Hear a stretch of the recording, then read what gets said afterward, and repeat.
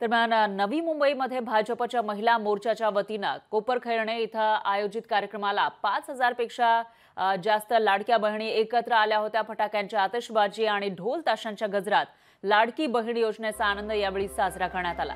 आमदार गणेश नाईक या कार्यक्रमाला प्रमुख उपस्थिती त्यांनी लावलेली होती, तर गणेश नाईक यांना महिलांनी राख्या बांधल्या।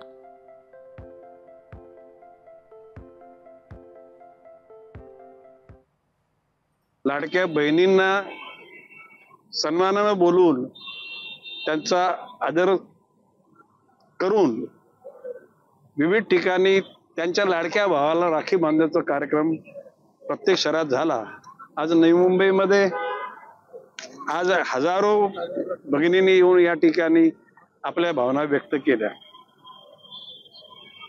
गेली 25 वर्ष आणि ही जो ओसाड झालेली 5 वर्ष सातत्यानं मी आणि माझे सहकारी या शहरातील सगळ्या भगिनींची आम्ही काळजी तर घेतच आहोत। भविष्य काळामध्ये ही बांधिलकी कायम राहणार आहे।